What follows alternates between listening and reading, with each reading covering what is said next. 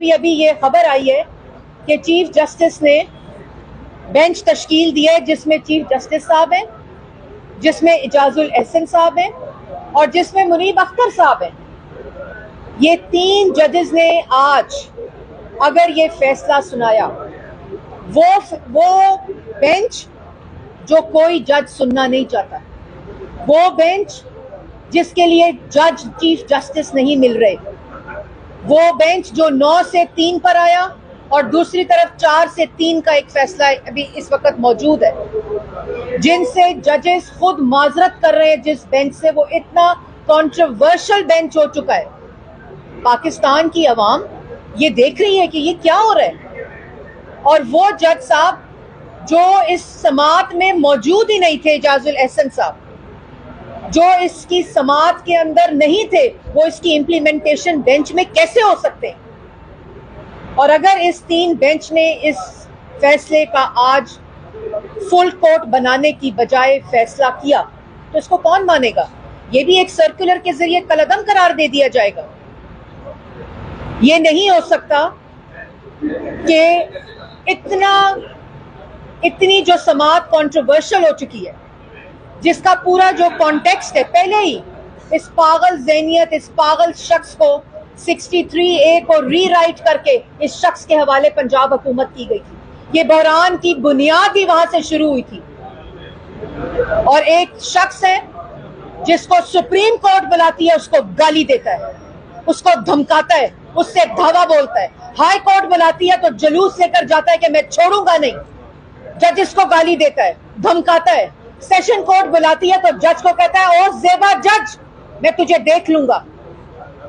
जज के ऊपर, सुप्रीम कोर्ट के जज, हाई कोर्ट के जज, सेशन कोर्ट के जज के ऊपर एक शख्स हमला आवर है और उसको बेल रिलीफ मिलती है, उसको हर केस में रिलीफ मिलता है। और जो शख्स अदालतों के दरवाजे तोड़ता है, गेट तोड़ता है, धावा बोलता है, गाली देता है, धमकी देता है, आज उस पागल शख्स के लिए कोई फैसला भी आएगा तो वो कंट्रोवर्शियल होगा।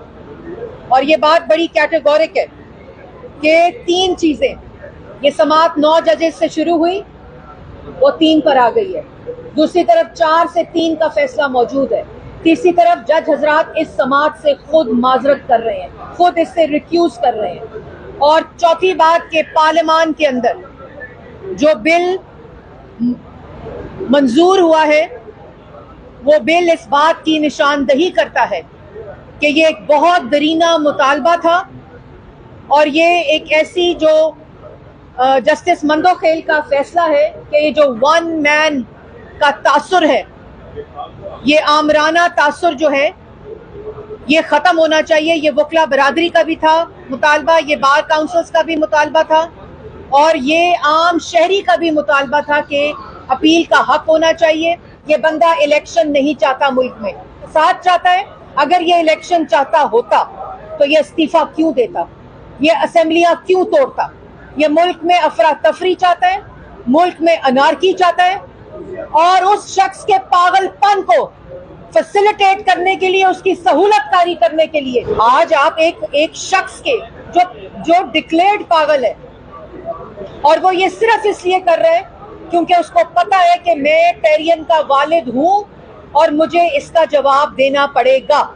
मैंने फॉरेन फंडिंग की है, उसको पता है कि उसने ज़कात के पैसे प्राइवेट हाउसिंग सोसाइटीज में इस्तेमाल किए, उसने ज़कात के पैसे मनी लॉन्डर किए, उसने ज़कात के पैसे सियासत में लगाए, उसने अपने चपरासियों के जरिए, अपने ऑफिस बॉयज के जरिए मनी लॉन्ड्रिंग करके ज़कात के पैसों को जाती इस्तेमाल में लाया। उसको ये बात पता है कि मैंने तोशा खाना में डाके डाले हैं, मैंने घड़ियां चोरी की हैं, और इसी वजह से वो ये तमाशा लगाता है।